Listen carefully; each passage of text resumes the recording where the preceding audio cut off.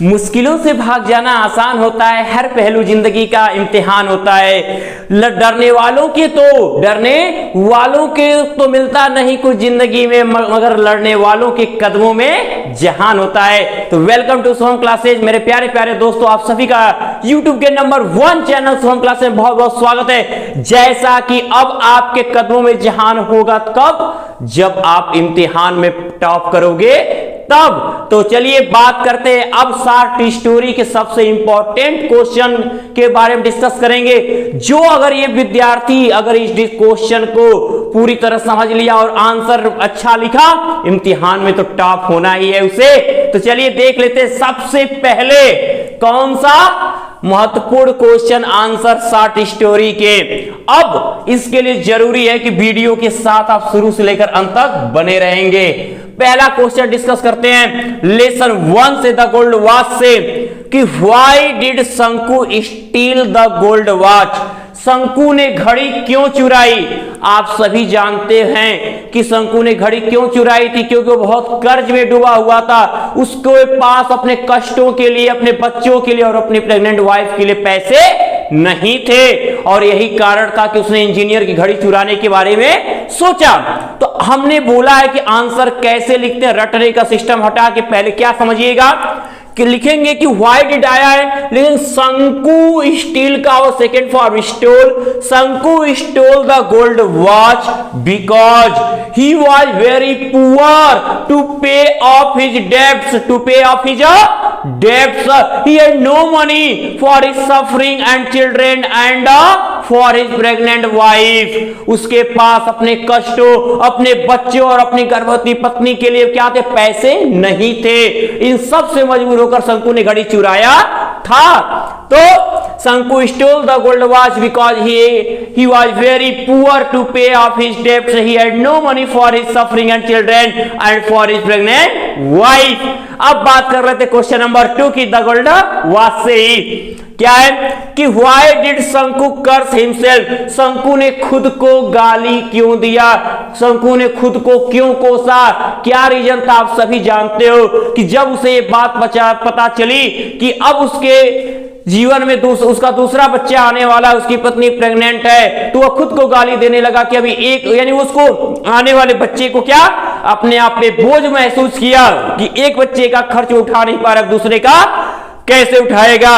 तो आप क्या कहोगे, आंसर कैसे दोगे कि व्हाई डिड आया? तो शंकु कर्स्ड हिमसेल्फ, शंकु ने खुद को कोसा, खुद को गाली दिया। शब्द कहे शंकु cursed himself because his wife was pregnant. His wife was pregnant. He had no money for his pregnant wife. He had no money for his pregnant wife. The newborn child, the new child और the coming child कह सकते हो, the new child would be an extra burden on him. किसके ऊपर? शंकु के ऊपर। The new child would be an extra burden on शंकु।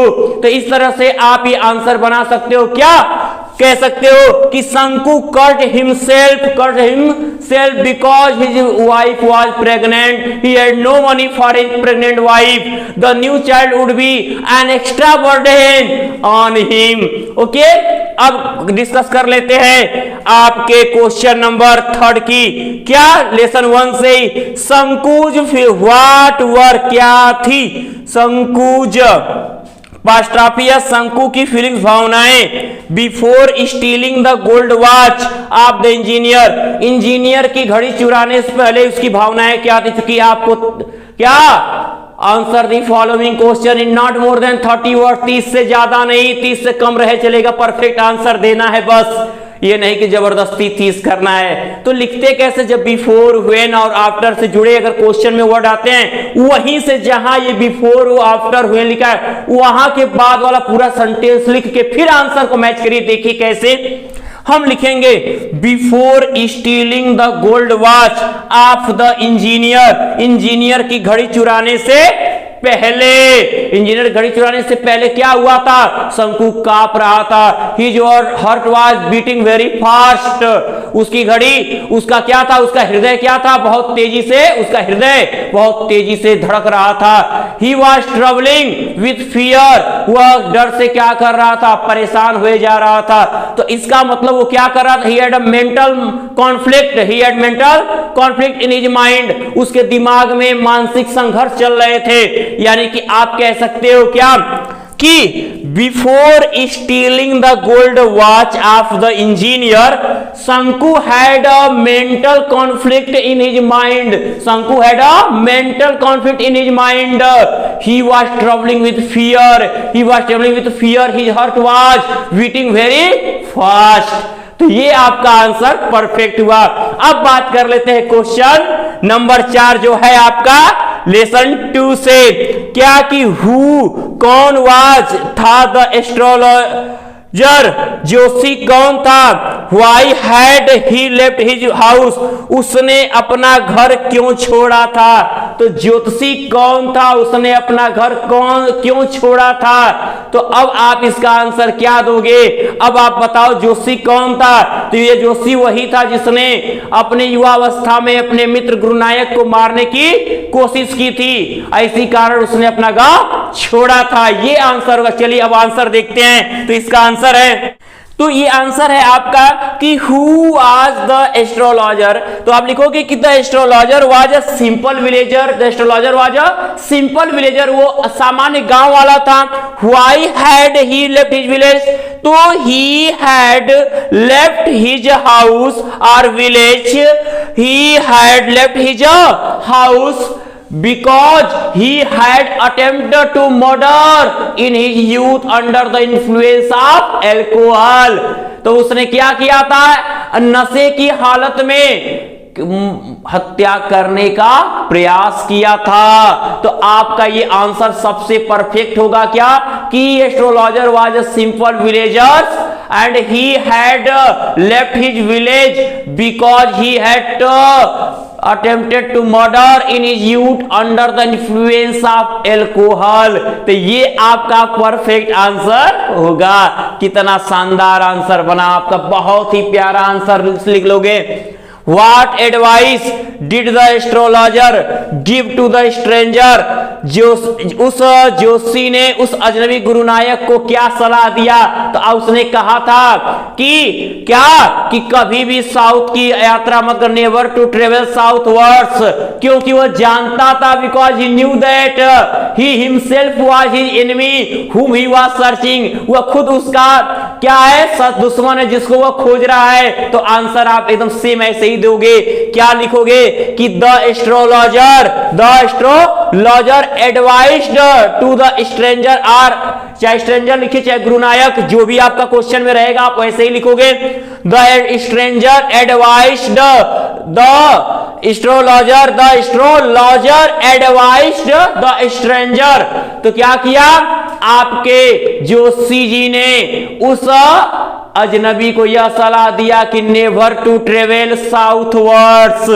तो the astrologer advise the stranger never to travel southwards because, क्योंकि ही न्यू दैट, वह जानता था, he himself was his enemy whom, जिसको ही वाज सर्चिंग, वो खोज रहा है, वो जानता था ये बात। अब आगे की बात कर ले। What made the astrologer feel uncomfortable, ज्योतिषी ने क्या है, ज्योतिषी ने क्यों बहुत बेचैनी महसूस की। तो आप सभी लोग जानते हैं कि उसने पहचान लिया था कि ये वही गुरुनायक है, उसका दुश्मन गुरुनायक है जिसको उसने मारने का प्रयास किया था। तो आप लिखोगे कि the astrologer felt uncomfortable, the astrologer felt uncomfortable because he recognized, वह पहचान लिया दैट कि he was his enemy गुरुनायक, he was his enemy गुरुनायक whom, जिसको he had attempt to murder in his youth। तो आपका ये आंसर कंप्लीट होगा। कैसे दोगे, एक बार सुन लो कि the astrologer felt uncomfortable because ही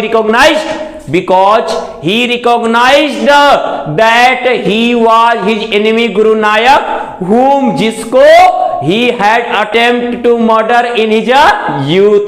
ये परफेक्ट आंसर आपका बनेगा।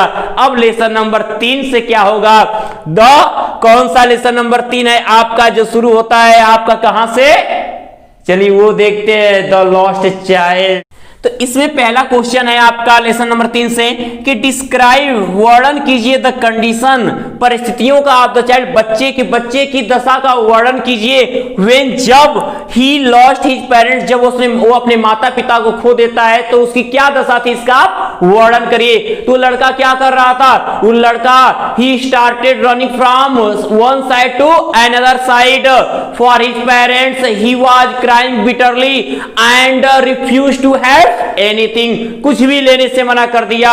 वो क्या चाहता था, बस उसे अपने माता पिता चाहिए थे, अबव एवरीथिंग एल्स। ओके, तो आप क्या आंसर दे सकते हो कि लिखोगे, देखो व्हेन आया बच्चों, इसमें व्हेन आया है ना, आया है। अब आप ऐसे ही देखो, जैसे शुरू से लेकर वीडियो देखते आए हो, ऐसे अभी 3 क्वेश्चन के लिए और है, बस आप इसको ध्यान से नोट भी करना है, नोट भी करते रहो आंसर। आवाज तो मेरी जा ही रही है परफेक्ट।